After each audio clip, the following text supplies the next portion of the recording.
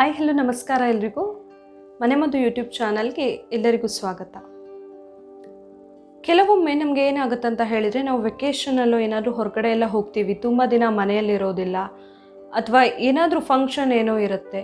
So ಈ ಥರ ಎಲ್ಲ ಆದಾಗ ಏನಾಗುತ್ತೆ ಅಂತ ಹೇಳಿದರೆ, ನಮಗೆ ಮನೆಯಲ್ಲಿ ನೆಕ್ಸ್ಟ್ ಡೇಗೆ ಮೊಸರು ಮಾಡಬೇಕಂತ ಹೇಳಿದರೆ ಹೆಪ್ಪು ಹಾಕೋಕ್ಕೆ ಮೊಸರು ಮಜ್ಜಿಗೆ ಏನೂ ಇರೋದಿಲ್ಲ. ಇಲ್ಲ ನಾವು ಊರಿಗೆ ಹೋಗಿ ಬರುವಾಗಾದರೆ ತುಂಬ ದಿನ ಆಗಿದ್ದರೆ ಆ ಮಜ್ಜಿಗೆ ಇಟ್ಟು ಹೋಗಿದ್ರೆ ಕೂಡ, ಈವನ್ ಫ್ರಿಜ್ಜಲ್ಲಿ ಇಟ್ಟಿದ್ರು ಕೂಡ ಅದಷ್ಟೊಂದು ಟೇಸ್ಟ್ ಇರೋದಿಲ್ಲ, ಅದನ್ನು ಹೆಪ್ಪು ಹಾಕೋಕ್ಕೆ ಆಗೋದಿಲ್ಲ. ಈ ಥರ ಪ್ರಾಬ್ಲಮ್ ತುಂಬ ಜನರನ್ನು ಕಾಡ್ತಾ ಇರುತ್ತೆ. ಹೊರಗಡೆಯಿಂದ ಮೊಸರು ತಂದು ತಿನ್ನೋಣ ಅಂತ ಹೇಳಿದರೆ ತುಂಬ ಜನಕ್ಕೆ ಹೆಲ್ತ್ ವೈಸ್ ಅಥವಾ ಅದರ ಟೇಸ್ಟ್ ವೈಸ್ ಇಷ್ಟ ಆಗೋದಿಲ್ಲ ಹೊರಗಡೆ ಮೊಸರು ಅಂಗಡಿಯಿಂದ ತರೋದು. ಸೊ ಆ ಥರ ಎಲ್ಲ ಪ್ರಾಬ್ಲಮ್ಸನ್ನು ಎದುರಿಸ್ತಾ ಇರುವವರಿಗೆ ನಾನಿವತ್ತೊಂದು ಸೂಪರ್ ಆಗಿರೋ ಒಂದು ಟಿಪ್ಸನ್ನು ಹೇಳ್ತಾ ಇದ್ದೀನಿ. ತುಂಬ ಜನರಿಗೆ ನಾನಿವತ್ತೇನು ಹೇಳ್ತಾ ಇದ್ದೀನಿ ಟಿಪ್ಸ್ ಇದು ಗೊತ್ತಿರಲಿಕ್ಕಿಲ್ಲ ಅಂದ್ಕೊಳ್ತೀನಿ. ನಿಮ್ಮ ಹತ್ರ ಬಾದಾಮಿ ಇದ್ದರೆ ಸಾಕು, ಕೇವಲ ಬಾದಾಮಿ ಇದ್ದರೆ ನೀವು 1 ವರ್ಷ ತನಕನೂ ಈ ಥರ ಹೆಪ್ಪು ಹಾಕೋಕ್ಕೆ ಮಜ್ಜಿಗೆ ಇಲ್ಲ ಮೊಸರಿಲ್ಲ ಅನ್ನೋದ್ರ ಬಗ್ಗೆ ಟೆನ್ಷನ್ ಮಾಡ್ಕೊಳ್ಳೋದೇ ಬೇಡ ಆಗುತ್ತೆ. ಆ ಸಿಂಪಲ್ ಟಿಪ್ಸ್ ಯಾವುದು, ಸೀಕ್ರೆಟ್ ಆಗಿರೋ ಟಿಪ್ಸ್ ಯಾವುದು ಅಂತ ನೋಡಬೇಕಂತ ಹೇಳಿದರೆ, ಹಾಗೆ ಬಾದಾಮಿಯಿಂದ ನಾವು ಹೇಗೆ ಮೊಸರು ಮಾಡ್ಬೋದು ಅಂತ ನೋಡಬೇಕಂತ ಹೇಳಿದರೆ ಈ ವಿಡಿಯೋನ ಪೂರ್ತಿ ನೋಡಿ. ಹಾಗೆ ನೀವು ಯಾರಾದರೂ ಇನ್ನೂ ನನ್ನ ಚಾನಲ್ನ ಸಬ್ಸ್ಕ್ರೈಬ್ ಮಾಡಿಲ್ಲ ಆದರೆ ಪ್ಲೀಸ್ ಸಬ್ಸ್ಕ್ರೈಬ್ ಮಾಡಿ, ಹಾಗೆ ಪಕ್ಕದಲ್ಲೇ ಇರುವ ಬೆಲ್ ಐಕಾನ್ನ ಕ್ಲಿಕ್ ಮಾಡಿ. ನಾನು ಆವಾಗಲೇ ಹೇಳ್ದಂಗೆ ನಿಮ್ಮ ಹತ್ರ ಬಾದಾಮಿ ಇದ್ದರೆ ಸಾಕು, ಮೊಸರನ್ನು ನಾವು ರೆಡಿ ಮಾಡಬಹುದು. ಅದನ್ನು ಹೇಗೆ ಅಂತ ನಾನೀಗ ತೋರಿಸ್ತಾ ಹೋಗ್ತೀನಿ ಈ ವಿಡಿಯೋದಲ್ಲಿ. ಇದಕ್ಕೆ ನಿಮಗೆ ಫಸ್ಟ್ ಬೇಕಾಗಿರೋದು 1 ಬೌಲ್ ಆಗುವಷ್ಟು ಮೊಸರು. ಹುಳಿ ಮೊಸರಿದ್ರೆ ಚೆನ್ನಾಗಿರುತ್ತೆ. ಅದೇ ರೀತಿ 4 ಬಾದಾಮಿ.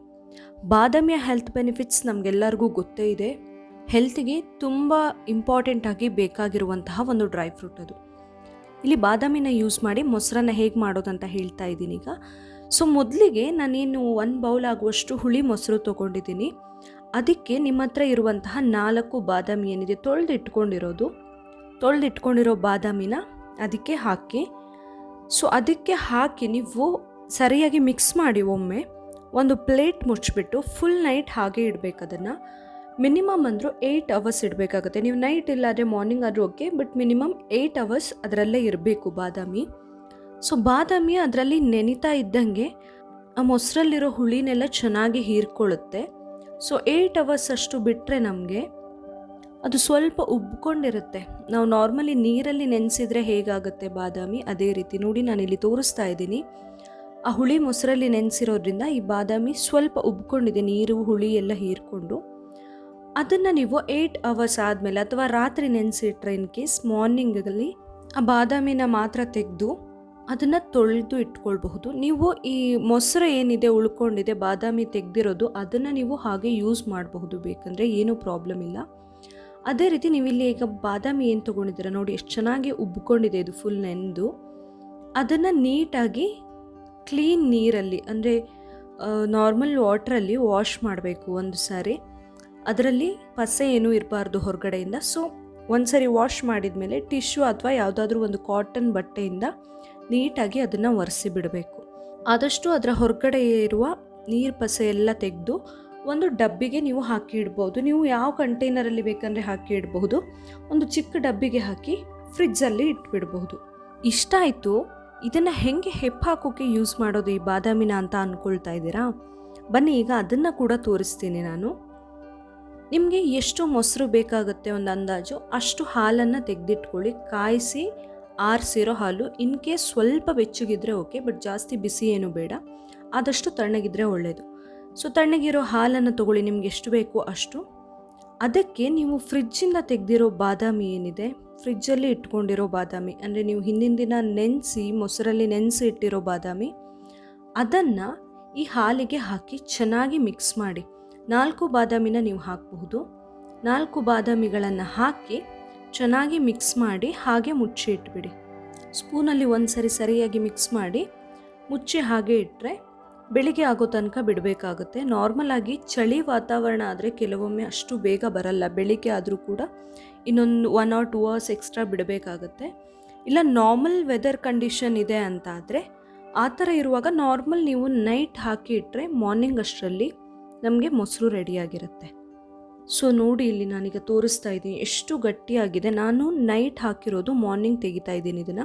ಎಷ್ಟು ಗಟ್ಟಿ ಮೊಸರು ಸಿಗ್ತಾ ಇದೆ ನಮಗೆ ಅಂತ ಹೇಳಿ. ಬಟ್ ಇನ್ ಕೇಸ್ ನೀವು ಹಾಲಿಗೆ ತುಂಬ ನೀರು ಹಾಕಿದರೆ ಆವಾಗ ಇಷ್ಟೊಂದು ಗಟ್ಟಿ ಬರುತ್ತೆ ಅಂತ ಹೇಳೋಕ್ಕಾಗಲ್ಲ. ಬಟ್ ಡೆಫಿನೆಟ್ಲಿ ನಾನು ಈ ಹಾಲಿಗೆ ನೀರು ಸೇರಿಸಿದ್ದೀನಿ ಸ್ವಲ್ಪ, ಬರೀ ಹಾಲು ದಪ್ಪ ಹಾಲು ಕೂಡ ಅಲ್ಲ ಇದು, ಸ್ವಲ್ಪ ನೀರು ಹಾಕಿದ್ದೀನಿ. ಸೊ ಸ್ವಲ್ಪ ನೀರು ಹಾಕಿದರೂ ಕೂಡ ನಿಮಗೆ ಇಷ್ಟು ಗಟ್ಟಿ ಮೊಸರು ಸಿಗ್ತಾ ಇದೆ. ಇನ್ ಕೇಸ್ ನೀವೇನಾದ್ರು ನೀರೇ ಹಾಕದೇ ಇದ್ದರೆ ಹಾಲಿಗೆ ಹಾಗೆ ಕಾಯಿಸಿದ್ರೆ ಇನ್ನೂ ಗಟ್ಟಿ ಮೊಸರು ಸಿಗುತ್ತೆ ನಿಮಗೆ. ಸೊ ಗಟ್ಟಿ ಮೊಸರು ಬೇಕಂದರೆ ಆದಷ್ಟು ನೀರು ಹಾಕೋದನ್ನು ಅವಾಯ್ಡ್ ಮಾಡಿ ಹಾಲು ಕಾಯಿಸುವಾಗ. ನೋಡಿ ಈ ಥರ ಗಟ್ಟಿಯಾಗಿ ಮೊಸರು ಸಿಗುತ್ತೆ. ಟೇಸ್ಟ್ ಕೂಡ ತುಂಬ ಅಂದರೆ ತುಂಬ ಚೆನ್ನಾಗಿರುತ್ತೆ. ಇದು ಬಾದಾಮಿ ಹಾಕಿ ಮಾಡಿರೋದು, ನಾವೇನು ಹೆಪ್ಪು ಮೊಸರು ಮಜ್ಜಿಗೆ ಏನು ಕೂಡ ಯೂಸ್ ಮಾಡಿಲ್ಲ ಇದರಲ್ಲಿ, ಬರೀ ಬಾದಾಮಿಯನ್ನು ಹಾಕಿರೋದು, ಮಜ್ಜಿಗೆಯಲ್ಲಿ ನೆನೆಸಿರುವಂತಹ ಬಾದಾಮಿ. ಇವಾಗ ನೀವೇನು ಮಾಡ್ಬೋದು, ಆ್ಯಸ್ ಯೂಶ್ವಲ್ ಆ ಬಾದಾಮಿನ ತೆಗೆದು ನೀಟಾಗಿ ತೊಳೆದು ಅದರ ಹೊರಗಡೆ ನೀರು ಪಸೆ ಎಲ್ಲ ಇಲ್ಲದೆ ಇರೋ ಹಾಗೆ ಒರೆಸಿ ಮತ್ತು ಆ್ಯಸ್ ಯೂಶ್ವಲ್ ಅದೇ ಡಬ್ಬಕ್ಕೆ ಹಾಕಿ ಫ್ರಿಜ್ಜಲ್ಲಿ ಇಟ್ಬಿಡ್ಬಹುದು. ನೆಕ್ಸ್ಟ್ ಡೇ ನಿಮಗೆ ಮತ್ತೆ ಮೊಸರು ಬೇಕಾ, ಇದೇ ಪ್ರೊಸೀಜರ್ನ ರಿಪೀಟ್ ಮಾಡ್ಬೋದು. ನಿಮಗೆ ಯಾವಾಗ ಮೊಸರು ಬೇಕು ಆವಾಗ ಅದನ್ನು ತೆಗೆದು ಬಾದಾಮಿನ ತೆಗೆದು ಮತ್ತೆ ಹಾಲಲ್ಲಿ ಹಾಕಿ ಇಟ್ಟರೆ ಬೆಳಿಗ್ಗೆ ಅಷ್ಟೊತ್ತಿಗೆ ನಿಮಗೆ ಗಟ್ಟಿ ಮೊಸರು ರೆಡಿಯಾಗಿರುತ್ತೆ. ಸೊ ನೋಡಿ, ನಾನು ಇವಾಗ ಇದನ್ನು ಮತ್ತೆ ತೊಳೆದು ಅದೇ ರೀತಿ ಟಿಶ್ಯೂಲ್ಲಿ ಮತ್ತೆ ಪುನಃ ಒರೆಸಿ ಸೇಮ್ ಡಬ್ಬಕ್ಕೆ ಹಾಕಿ ಫ್ರಿಜ್ಜಲ್ಲಿ ಇಟ್ಬಿಡ್ತಾ ಇದ್ದೀನಿ. ಇಷ್ಟು ಈಸಿಯಾಗಿ ಗಟ್ಟಿ ಮೊಸರು ರೆಡಿ ಆಯಿತು ನೋಡಿ. ಇವಾಗ ನೋಡಿದ್ರಲ್ಲ, ಎಷ್ಟು ಸೂಪರ್ ಆಗಿರೋ ಒಂದು ಸೀಕ್ರೆಟ್ ಟಿಪ್ಸ್, ಎಷ್ಟೋ ಜನರಿಗೆ ಗೊತ್ತಿಲ್ಲದೆ ಇರೋದು ಇವತ್ತು ಗೊತ್ತಾಯ್ತಲ್ವಾ. ಕೇವಲ 4 ಬಾದಾಮಿ ಇದ್ದರೆ ಸಾಕು, ನೀವು 1 ವರ್ಷ ಪೂರ್ತಿ ಹೆಪ್ಪು ಹಾಕೋಕೆ ಮಜ್ಜಿಗೆ ಇಲ್ಲ ಮೊಸರಿಲ್ಲ ಅನ್ನೋದ್ರ ಬಗ್ಗೆ ಟೆನ್ಷನ್ ಮಾಡ್ಕೊಳ್ಳೋದು ಬೇಕಿಲ್ಲ, ವರಿ ಮಾಡ್ಕೊಳ್ಳೋದು ಬೇಕಿಲ್ಲ. ಈಸಿಯಾಗಿ ಫ್ರಿಜ್ಜಲ್ಲಿ ಇಟ್ಬಿಟ್ರೆ ಮುಗಿದೋಯ್ತು. ನೈಟು ಹೆಪ್ಪು ಹಾಕಿಬಿಟ್ರೆ ಅಥವಾ ಬಾದಾಮಿಯನ್ನು ಹಾಕಿಬಿಟ್ರೆ ನಮಗೆ ನೆಕ್ಸ್ಟ್ ಡೇಗೆ ಗಟ್ಟಿಯಾಗಿರೋ ಮೊಸರು ಕೂಡ ಸಿಗುತ್ತೆ. ನೀರು ಕೂಡ ಇರಲ್ಲ, ತುಂಬ ಗಟ್ಟಿಯಾಗಿರೋ ಮೊಸರು. ಇವತ್ತಿನ ಈ ವಿಡಿಯೋ ನಿಮಗೆ ಇಷ್ಟ ಆಗಿದ್ದರೆ ನೀವು ಕೂಡ ಇದನ್ನು ಒಮ್ಮೆ ಟ್ರೈ ಮಾಡಿ ನನಗೆ ಫೀಡ್ಬ್ಯಾಕ್ ತಿಳಿಸಿ. ಹಾಗೆ ಈ ವಿಡಿಯೋನ ಲೈಕ್ ಮಾಡಿ, ಶೇರ್ ಮಾಡಿ, ಹಾಗೆ ಏನೇ ಸಜೆಷನ್ಗಳಿದ್ರೂ ಕಮೆಂಟ್ ಮಾಡಿ. ಇದೇ ತರಹ ನನ್ನ ಎಲ್ಲ ವಿಡಿಯೋಗಳನ್ನು ನೋಡಿ ಸಪೋರ್ಟ್ ಮಾಡಿ. Thank you.